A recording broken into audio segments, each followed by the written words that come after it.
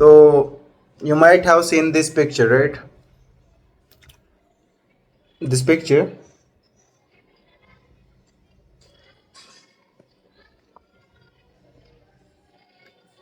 थोड़ा पास से दिखा देता हूँ, ठीक है। मैंने बहुत सारे memes देखे and I had zero idea about कि ये कहाँ से आया है। I had no idea. yesterday I was talking to a friend and मैंने उसे एक क्लिप भेजी इंस्टाग्राम से कि I want to watch something like this and कुछ सजेस्ट कर। तो उसने बोला Kingdom of Heaven director's cut. And मतलब मैं हूँ थोड़ा सा पिकी हूँ मैं चीज़ों को लेके, और इतने जल्दी नहीं इनिट होता हूँ। बट उसने एक चीज़ और जोड़ दी कि एडवर्ड नॉर्टन, भाई क्या एक्टिंग करी है उसने, खा गया वो। And to the very moment when I heard his name, I was like, I'm fucking gonna watch it. Because, you know, sort of faith रहती है तुम में कुछ एक्टर्स या आर्टिस्ट्स को लेके। I did watch the movie, and in the whole movie, I have been constantly looking for Edward Norton.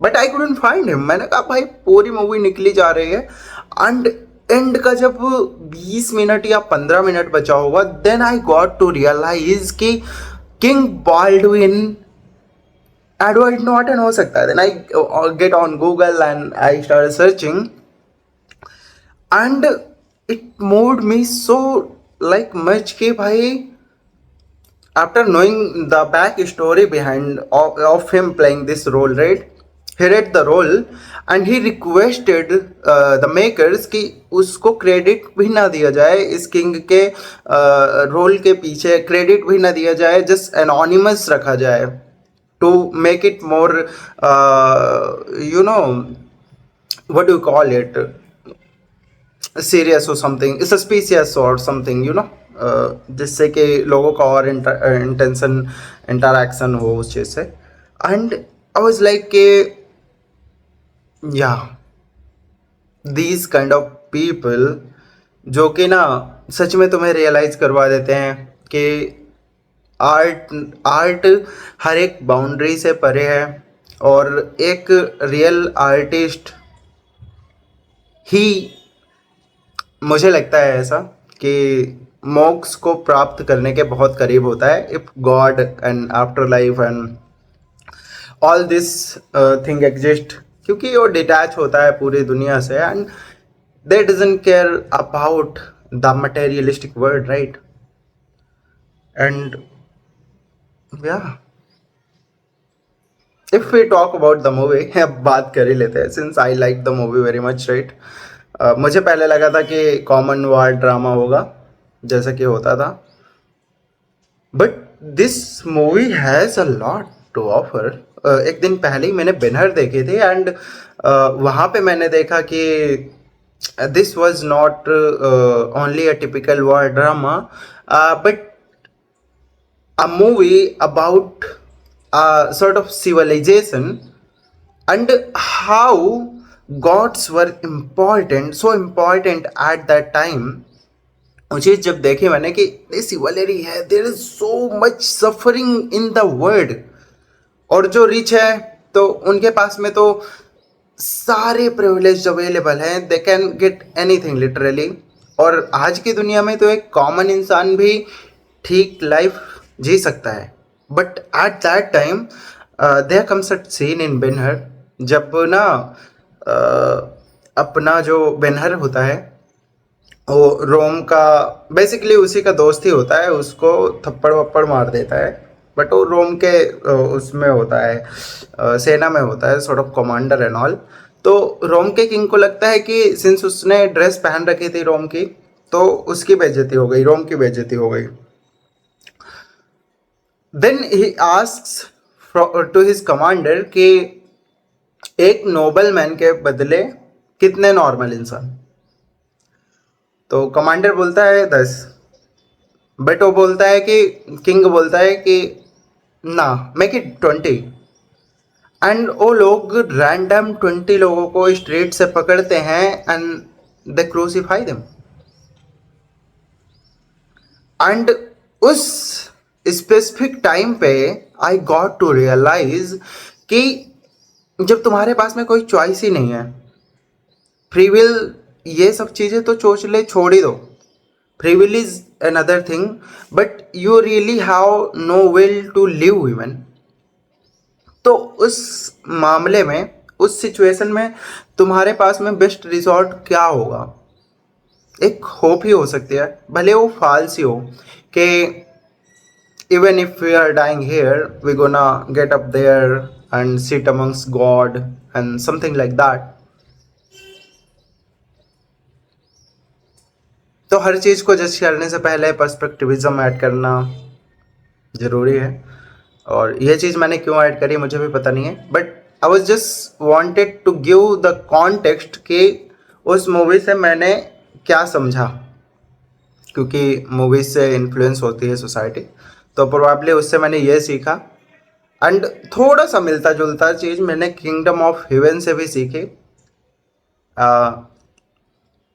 जब हमारा जो मेन लीड है उसका नाम मैं भूल गया हूँ, नाम से प्रॉब्लम है मुझे, मैं गूगल कर लेता हूँ, एक मिनट। किंगडम ऑफ हेवन,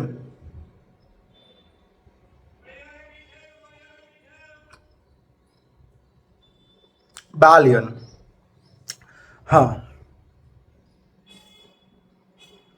तो बालियन जब गॉडफ्रे मर रहा होता है तो बालियन को अपनी स्वॉर्ड देता है, एंड स्वॉर्ड देते टाइम वो करता है कि like protect king and defend the weak and stuff like that, वही।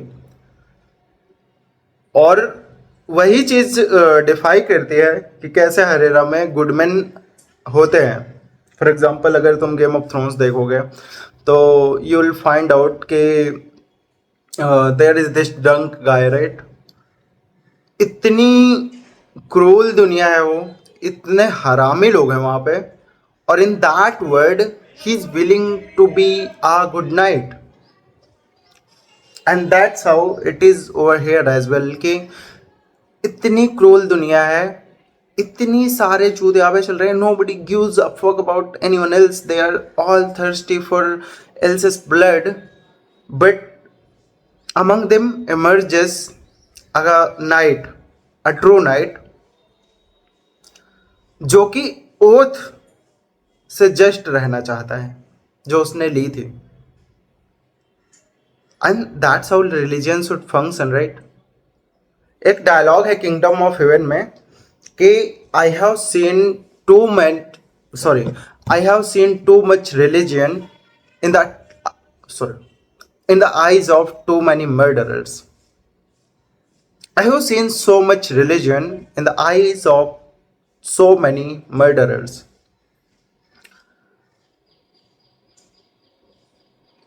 And that depicts कि कैसे नॉट अभी बट बहुत पहले से लोग रिलीजन को अपने फेवर में यूज करते चले आए हैं। दो don't give a fucking crap about the teachings and stuff. They just know that it's fake and they're gonna use it for their own benefit.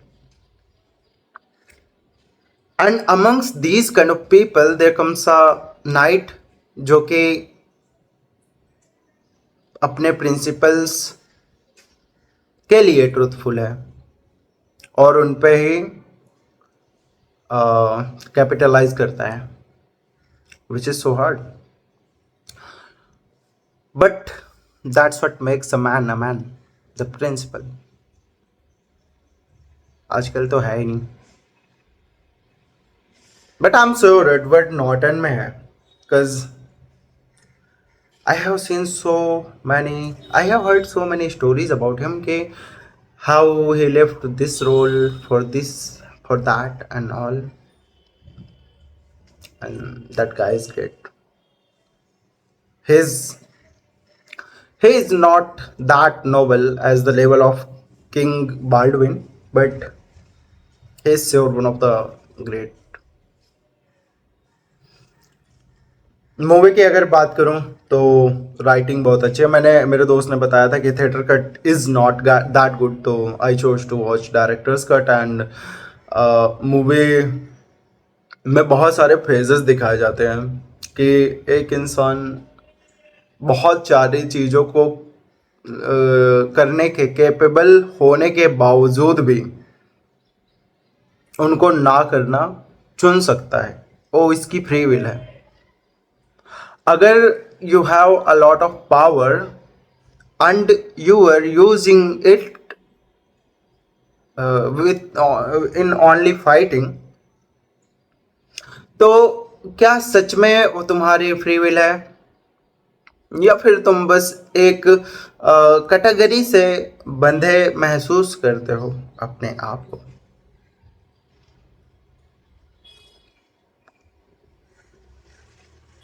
But probably in this story the protagonist was sort of free. He had ability to defend the castle and be a true king.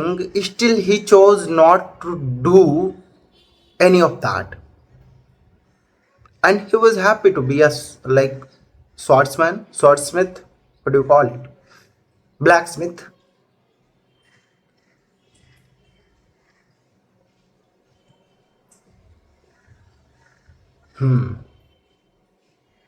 There's so many teachings in it, right? Story बहुत engaging है, drama, there's a lot of drama in the movie and well written drama. You'll see the different shades of people, you'll see the different shades of civilians, you'll see the different shades of religion in this movie. That's really commendable, right? And which is everything is so well integrated in this movie कि it just makes it so such a good experience, right? And it even shows के उस time पे कैसे बीमारी से, मतलब जो आजकल इजीली क्योर हो सकती है, वो तब के लिए फर्टल थी, तो कैंसर का भी इलाज आगे आ जाएगा। That's what I wanted to say. And इतना ही रखते हैं, that's what this video will be about. I don't know what it was about, but I just wanted to talk about something. And अगर तुमने अभी तक देखी है तो थैंक्स फॉर वॉचिंग। पसंद आई हो तो लाइक करना, सजेशन देना कमेंट सेक्शन में। मिलते हैं नेक्स्ट वीडियो में। Bye bye, till then.